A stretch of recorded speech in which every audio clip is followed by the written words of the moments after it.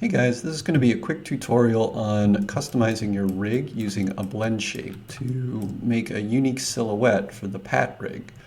Alright, so to get started, the first thing that I would do once I've downloaded kind of a fresh copy of the Pat rig folder, which you can see I have, where are you?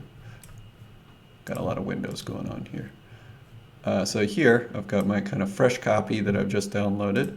And once I have that, I want to make sure to save a copy of the pad file just in case anything goes horribly, horribly wrong. I still have the original to go back to. So the first thing I'll do is just save this maybe as like Bill. So now this is going to be a new file. All right, now that I have that, the next step is to duplicate the mesh that I want to make a modification to, which in this case is the body. So if I select it and hover over the outliner, you can see that, and hit F, you can see here that the body mesh is selected. So when I select it and hit Control D on Windows or Command D on a Mac, it duplicates the mesh and it just creates another one down here called Body Mesh 1. What you can notice though is if I move it around, this new mesh is not skinned, so it's just a duplicate that only basically is the same shape, which is good, but it also inherits the locked nature of the original mesh. So I need to unlock that so I can move it off to the side and make modifications more easily, just because it's kind of hard to edit it when it's right over top of the original. To do that, you just select all the translate channels, right click, and say unlock selected. Now that they're unlocked, if I switch to the move tool, I can move it out and make edits to this more easily and create my unique look for my character. Okay, so the next step is to create a new blend shape, which I'm going to name body blend shape, or maybe custom body blend shape, so that I know what it's going to do. So if I select the new mesh first, then holding shift, I select the old mesh second, and I make sure that this drop down is set to rigging. I come over to deform, and the very top option is blend shape. I want to hit the options box so that I can name it custom body, and maybe underscore BS for blend shape. Then I hit create. All right, so great, now these two are linked. The next step is to make sure that this new blend shape is in the right order, because if you take a look at the original one, there are a couple inputs going on, which I have a skin cluster that is referring to the paint weights, so that's why when you move the joints, the body follows. And then I also have another one, which is already a blend shape, which helps with the deforming of the legs, so it kind of helps to keep that volume.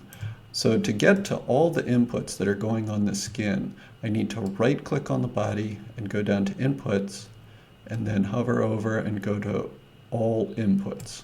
When I do that, you can see this is the current order of everything, where I have this tweak down at the bottom, I have the blend shape above that, and the skin cluster above that. That is the correct order for things if you want the rig to deform how it's currently been working.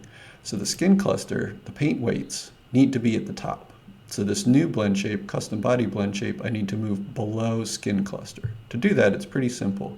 You just click with middle mouse and drag and then let go. Sometimes it helps to go a little bit slow because it doesn't necessarily update really quickly, I think because it's a lot of information. All right, but then once you get your order correct, you should just be able to close this and you're ready for the next step.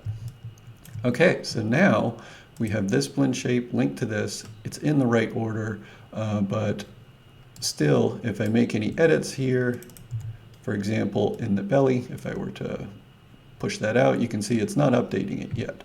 So to make sure that this new blend shape is actually gonna show up here, I need to bring up my blend shape window. So to do that, I go to Windows, Animation Editor, Shape Editor, click that, and then you can see I have my custom body blend shape, but body mesh 1 is set to 0. So when I dial this up to 1, you can see now any edits I make here will show up here, and he'll keep deforming. So if I had wanted to maybe give him a little bit of a belly, because that's what Bill's been sitting inside too much because of this COVID-19 business. He's got a little bit of a gut going on, and maybe he's got a little bit of big legs too. The other thing I like to do often with blend shapes is make sure that maintain or symmetry is turned to object X. So then if I'm doing any edits to one side, it'll do them to both sides. Just makes it maybe a little bit easier to work quickly.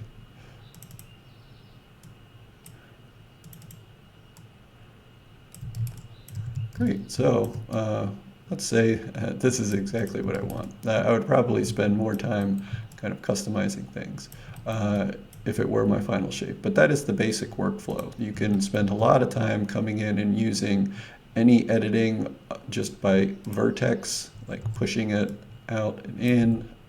You can make edits using the edges, or you can make edits using the face, and all of those are valid for a blend shape.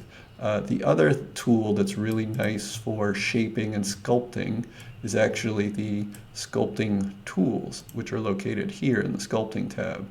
The one that I really like is here, which is just the move tool. And when you select that and you click your mesh, as long as symmetry is turned on, you can really easily just kind of move things based on where the camera is and get these kind of really nice edits of just big overall movements to the shape. The other one that I really like is here. It looks like a little hair, and that's called the foamy brush. And what that does is push out. So if you were to look at this face, it has a direction, and